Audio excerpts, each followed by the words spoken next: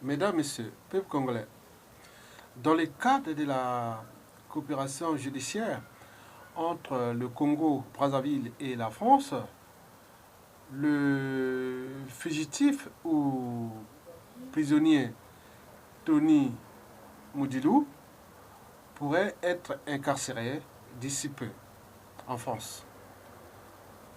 Aux dernières nouvelles, on a annoncé qu'il pourrait être incarcéré soit en région parisienne, dans une de ces 4 prisons. La prison d'Oni, dans le 95, soit dans la prison de Fleury-Mérangis, de Fresnes et voire de Bois d'Arcy. D'autres disent même qu'il pourra même être incarcéré à Marseille. Je ne sais pas pourquoi, à la prison de Baumette. Mesdames, Messieurs, c'est dans le cadre de la coopération judiciaire que je vous informe que la France, à la demande de Brazzaville, Tony Moudilou pourra être incarcéré d'ici peu. Vous savez que le dictateur Denis Sassou Nguesso, le sous-traitant négrier, les néo-négriers, Force Afrique vient de condamner le président de la République du Congo, le président légitime, le Jean-Marie Michel Mokoko, à 20 ans de prison, c'est-à-dire jusqu'en 2038, condamnant ainsi le Congo-Brazzaville jusqu'en 2038 de la dictature de Sassou et de sa Force Afrique.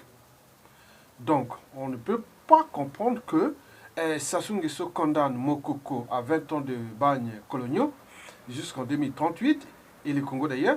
Mais pourquoi Tony Moudilou serait-il encore en liberté alors qu'il y a une coopération judiciaire entre le Congo et la France? Donc, dans les prochains jours, le pouvoir de Brazzaville pourrait faire la demande pour que ce monsieur soit rentre au pays, au Congo, pour aller appliquer sa peine. Sinon, il serait un lâche. Tony Moudilou ne veut pas être un lâche. Il doit rentrer au pays, il est condamné par contumace. Il doit aller purger sa peine jusqu'en 2038 de la dictature de Sassou Nguesso. Mesdames, Messieurs, peuple congolais. Donc, le dictateur de Sassou Nguesso pourrait faire la demande à la France pour soit extrader le prisonnier Tony Moudilou, ou soit demander qu'il soit incarcéré ici avec l'accord de la France et dans les prisons précitées. Aux dernières nouvelles, je vous informe qu'il pourrait être incarcéré soit à la prison de Fleury-Mérangis, et au Doni, ou de Bois d'Arcy, et voire de Fresnes et de Baumette à Marseille. Donc, dans le cas où le dictateur n'appliquerait pas cette demande, donc on se dit oui. Donc Tony Moudilou est un agent double. Un agent double. Il travaille pour le dictateur, aussi pour les Français. Il travaille pour les services congolais et ou les services extérieurs français, la DGSE. Donc, c'est à eux de voir entre les deux dans la conscience là. Donc, nous sommes en train de voir une situation où, si Tony Moudilou reste en liberté en France sans rien faire, à faire les amalgames et les négationnistes, à jouer aux victimes et compagnie, mais alors, nous avons des cerveaux, l'histoire du Congo s'est construite, et nous sommes en train de voir une situation qui pourrait rentrer d'ailleurs dans la jurisprudence.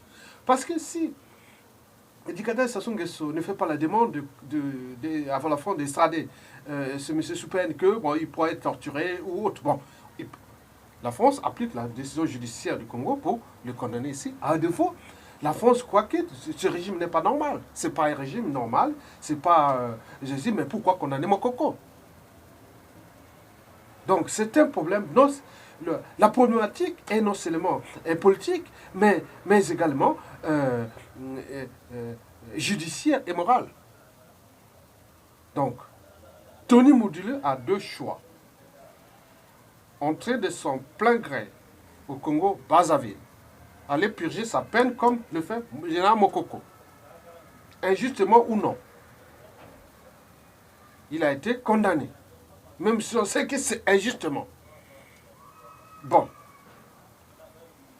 soit Tony Moudoulou va rejoindre son co-détenu jusqu'en 2038 avec le général Mokoko, ou soit il demande d'être incarcéré en France. Et la France a tout à fait l'obligation de répondre à ça. Donc si le régime de Brazzaville ne fait pas la demande, donc vous pouvez comprendre le jeu qu'ils sont en train de faire.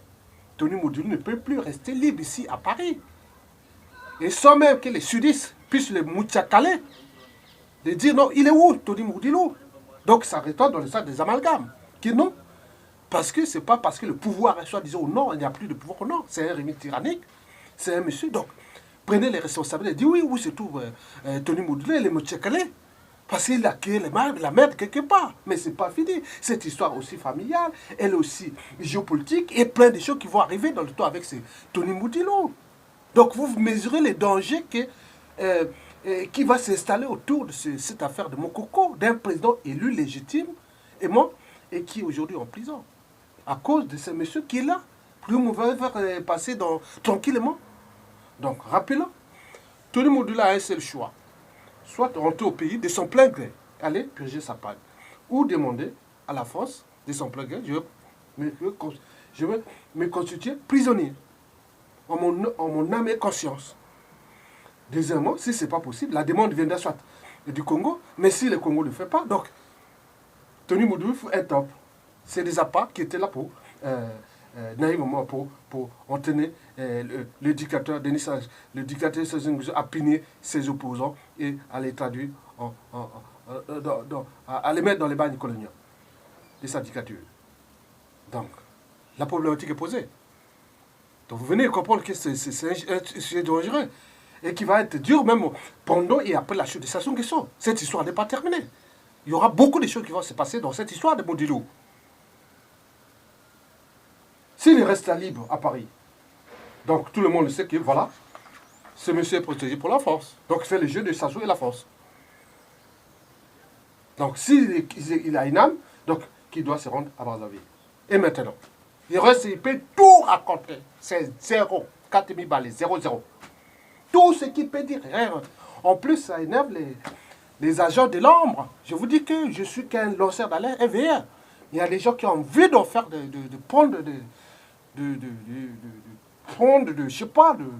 faire du mal à Tony Moudoulou. Je ne vous dis pas.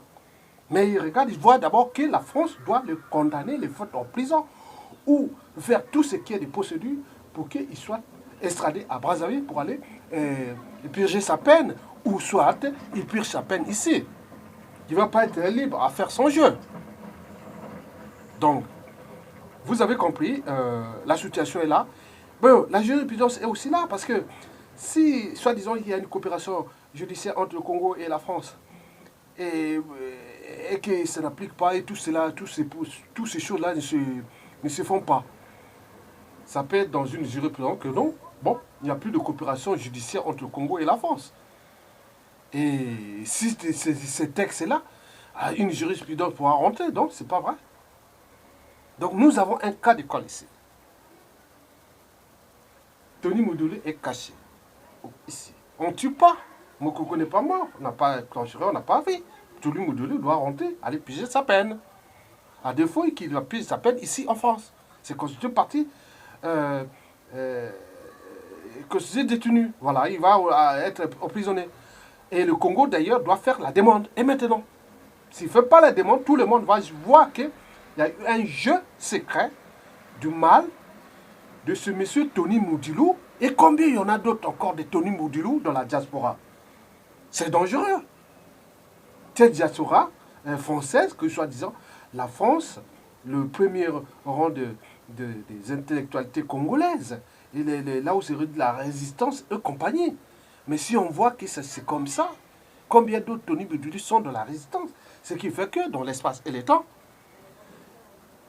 la France-Afrique, la France et la diaspora congolaise est souillée complètement.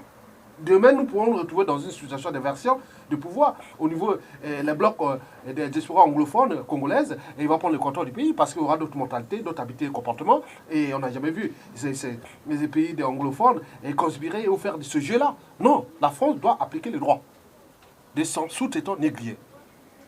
Sassou Nguesso. Point barre. Donc, nous suivrons ça des dossiers. Moi, je vous dis simplement que pour Tony Moudou, il y a des gens qui ont rage de lui, qui se promènent bien, qui font attention à ses déclarations à tout instant. Donc, les choses vont évoluer dans l'espace et le temps. Et ça n'est pas éternel. Il est déjà à bout de boulot. Je vous dis que plus rien ne marchera au Congo tant que ça on parlera de stations remarquées. Tout va s'effondrer comme un château de cartes. Et dès qu'on récupérera le pays, et le cas Moudilou, s'il n'a pas pigé sa peine, il n'a pas résolu tous ces problèmes de coopération judiciaire, de jurisprudence entre la France et le Congo et tout ça, ça reviendra sur les pressions diplomatiques, économiques et autres. Donc, on est au cœur des dossiers lourds du Congo, des relations diplomatiques et économiques entre politique et compagnie géostratégiques et autres, entre le Congo et la France après la chute du Sassou Nguesso. Dans le cas Moudilou sera au cœur des affaires là, sensible. Mesdames, Messieurs, je vous remercie.